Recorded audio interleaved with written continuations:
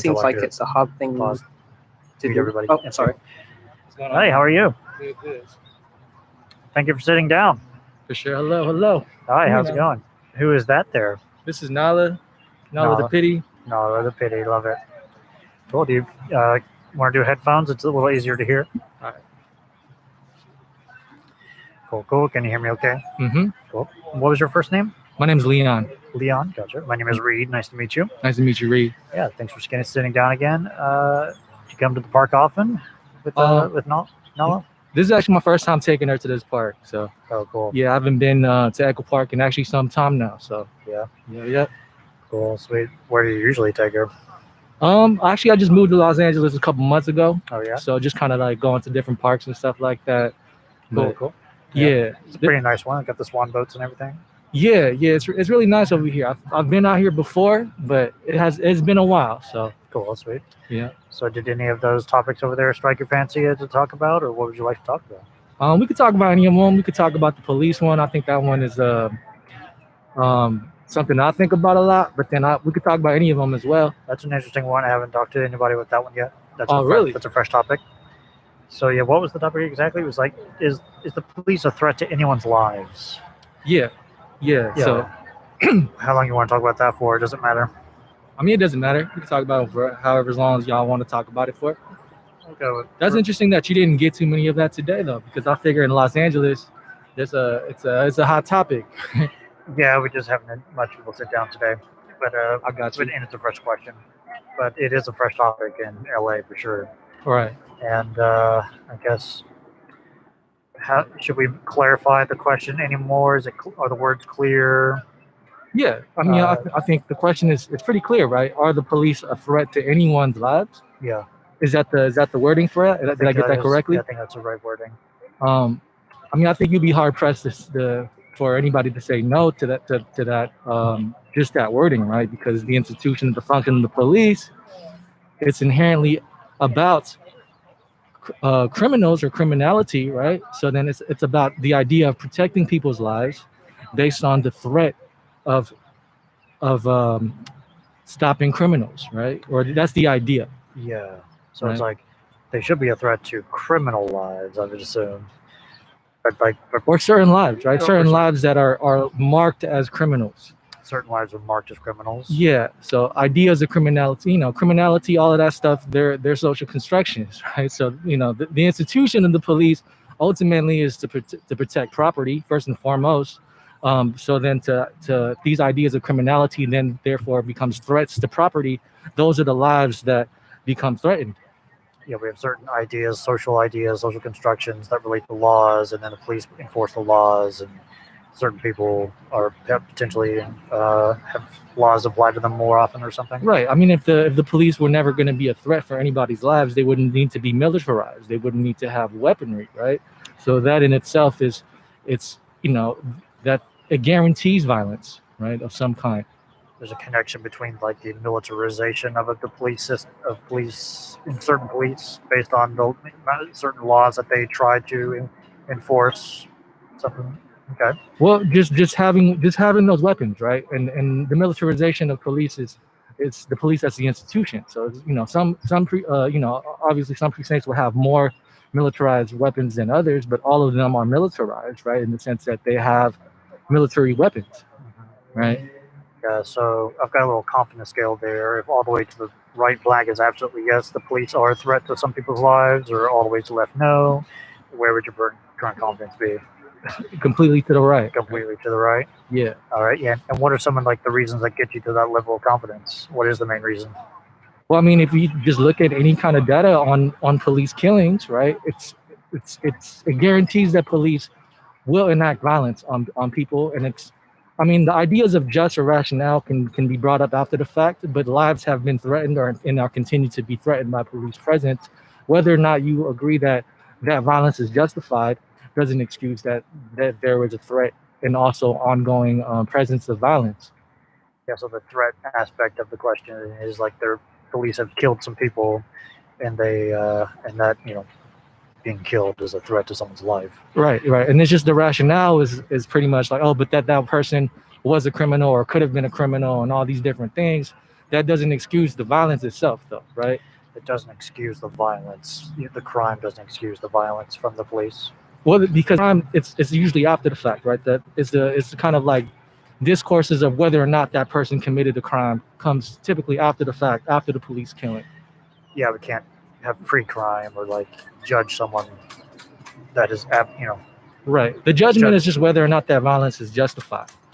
But then the violence occurs, right? So the threat is that the police are able to enact these violences with impunity. They're not even held accountable, right? Because of laws that protect police and institutions of policing altogether, right? Right.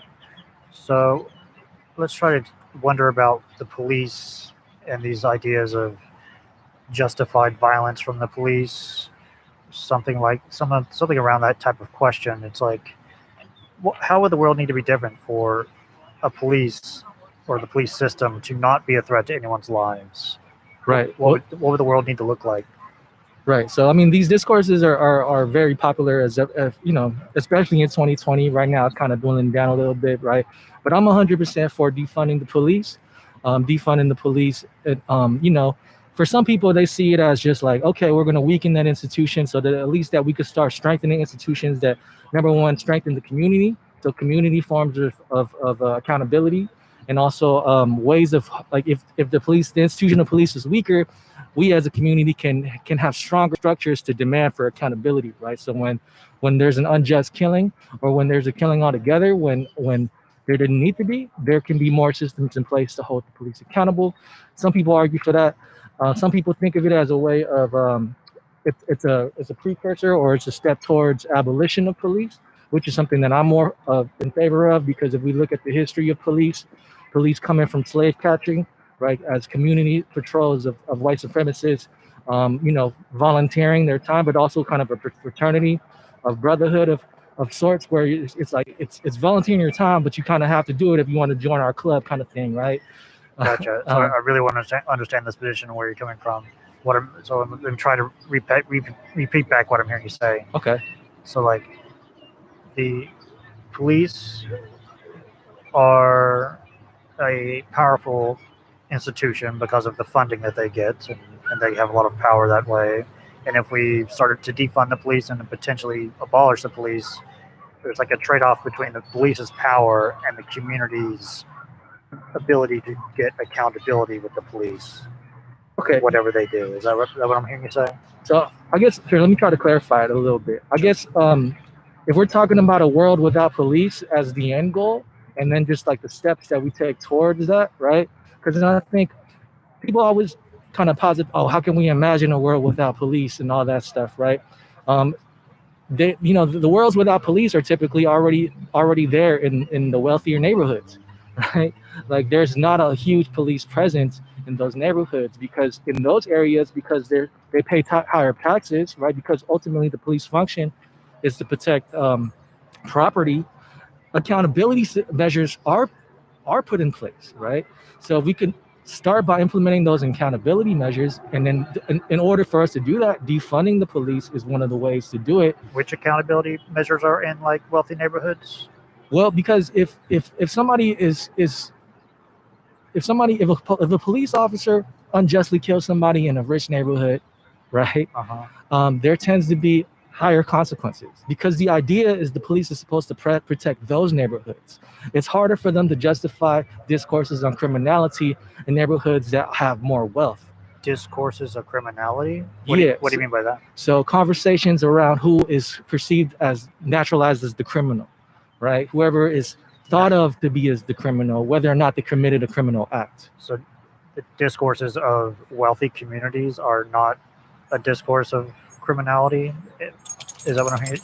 Yeah, they're not thought of to be criminals, right? Wealthy neighborhoods are thought of as the areas that the police are meant to protect, right? Versus areas where are subjected to policing tend to be the poorer neighborhoods, right? Where it's easier for police to get away with those forms of violence against those neighborhoods than it is in wealthier neighborhoods. It relates to kind of like a stereotype of the certain areas. Sure, it relates to stereotypes. It also relates to kind of longer discourses about race and the history of police as an institution that's predicated on slave catching in the first place, right?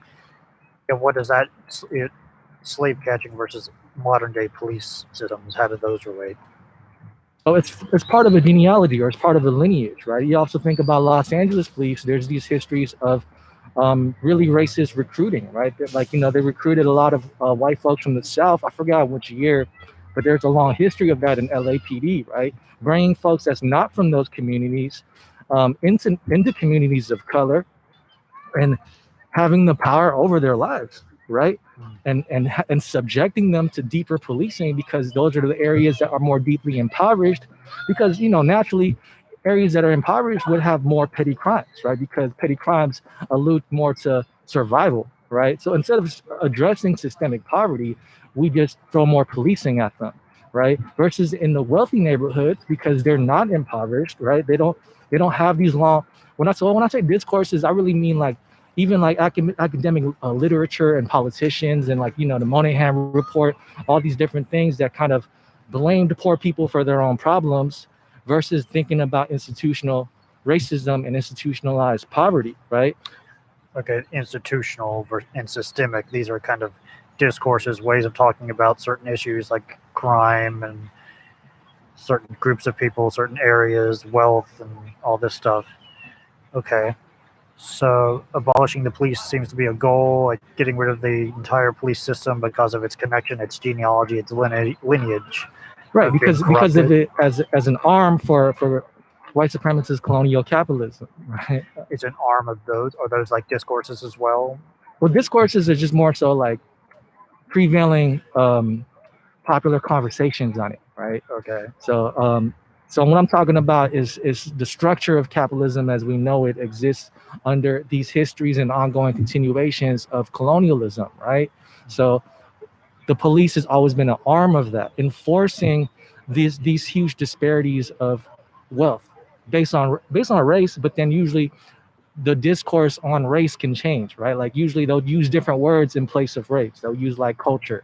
They'll use things like, oh, they're poor, right? They're part of an inferior culture or part of a culture of crime. These are reasons some people would give for explaining the disparities in terms of outcomes of certain criteria, like wealth and crime rates or something. Right. Okay. Where should we go with this conversation? But a lot of stuff here. What do you come to the park often? No. This is the first time in a while. Here. Right. Well, we like to try to be here every Tuesday and Friday from 12 to 4, and this is a really fascinating topic to me, and I'd love to continue it. But what are your thoughts? What are your thoughts? I guess. What are my thoughts? What is the question we're talking about now? It's like, should we abolish the police? I think it's still the same question. Are police a threat? Are police a threat to anyone's lives? Yeah, and that was the wording in the question in particular, right? In anyone's lives, right? Yeah, I guess like on average, like I guess it depends on who and when in the context and what situation. Yeah, they are a threat to someone's life if they're committing a violent crime, like if they're trying to murder someone. Or what about Breonna Taylor? What about George Floyd? What about Oscar Grant? What about the names are endless, right? Yeah, like George Floyd. I think that's one of the main catalysts for the Black Lives Matter movement. No, well, Black Lives Matter existed before George Floyd, right? But George Floyd was a tipping point, right? A tipping point, yeah. Yeah, and then Breonna Taylor was also another. All of these are tipping points, right? Yeah. But to say that they're not is that a threat to anyone's lives is to discount the lives that's been taken, right? Or not discount, but make light of the lives that's been taken. Yeah, I would consider those police shootings and killings to be highly nuanced, and I don't think they are straightforwardly a result of a racist or corrupt or intentionally hostile police system. Sure. Okay. Even if we take that out of the equation, are they a threat to their lives? No. To Breonna Taylor's life? Police has never been a threat to Breonna Taylor's life? In hindsight, based on what happened, it is obviously a threat to their life. If we rewound time and we go back to like that night, what could have happened differently? What could the police have done differently and better? What could Breonna Taylor and her boyfriend done differently and better? I think that's why would we need to ask what they could have done better, or Breonna Taylor and her boyfriend, right? Because they are the victims in this, right? They didn't do anything wrong. They were sleeping. Did they not do anything wrong? They didn't. I mean, even if they did something wrong, did that justify killing them, right? Especially because the crime that they were after was from somebody else that they already arrested earlier that day, right? That was the details of the case, right? So I think it's highly offensive to ask if Breonna Taylor could have done something different when she was asleep. You know? She was asleep. Yeah. So I don't know if you're familiar with the details of the case too much. Yeah, I don't know the exact details of the case. I just know They went to the wrong house. They raided the wrong house. Or did they? And then Breonna Taylor was asleep. And the police have not been held accountable whatsoever, right? And then the crime that they were after, they already arrested that suspect earlier that day.